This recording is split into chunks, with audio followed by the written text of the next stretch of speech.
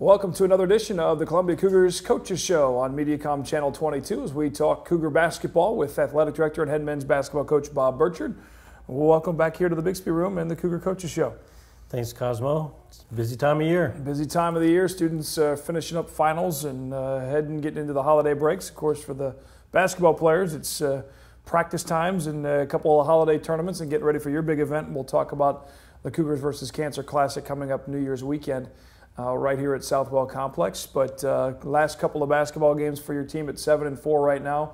You took on the number 5 team in the country at the time of this preseason poll, and the Red Hawks from Martin Methodist, and gave them a run, but couldn't quite come away with the victory. What do you take away from a hard-fought loss to those guys? Well, I thought it was a really well-played game, Cosmo. You know, I wasn't very happy with it, obviously, right afterwards. And so many times, you know, you watch film later and you say, okay, we did a lot better than I really thought. They're an extremely talented team. I had 2 first-team All-Americans returning. The one, Justice Kid, went 7 for 10 from 3 on us, and that was really the difference, you know, in the ball game. We just had a hard time containing him. We had people on him. I told people after the game it might have been better if we just left him out there by himself.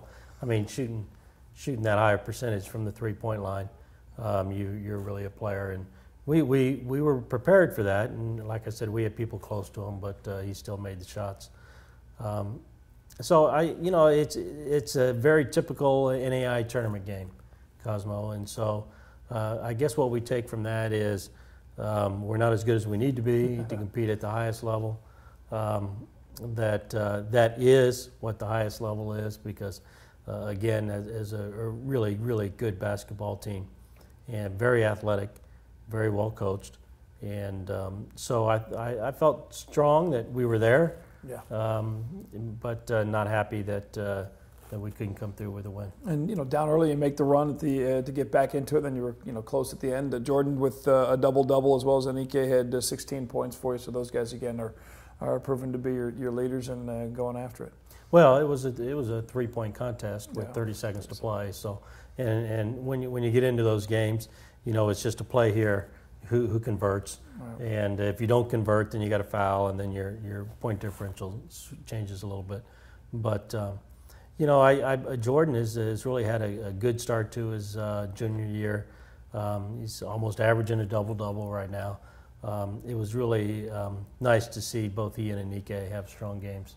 Especially against that competition level. Again, at the time, the team number 5 in the country coming in that preseason poll. Then your next matchup, again, was with Lindenwood Bellevue, and a little easier opponent at that point in a ball game that gets some guys some playing time, and those also have to be opportunities for you to let some other guys that maybe not see as many minutes get a chance to get on the court and score some points. Well, what's fascinating, Cosmo, is when you're playing tournaments like this, and we have a whole series of them, you know, teams look so different from day to day. Right. And I think the thing that I was happiest about that contest for us was we had a super high energy level.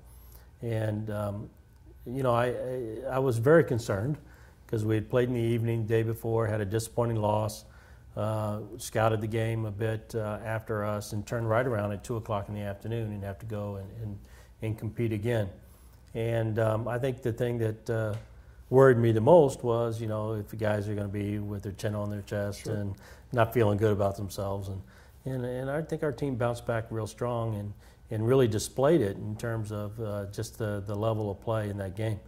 Very pleased by how we played the game as well, Cosmo, not only energy level, but just how efficient we were in that game. So, you know, those are important results, because we've got a series of these type events still out in front of us.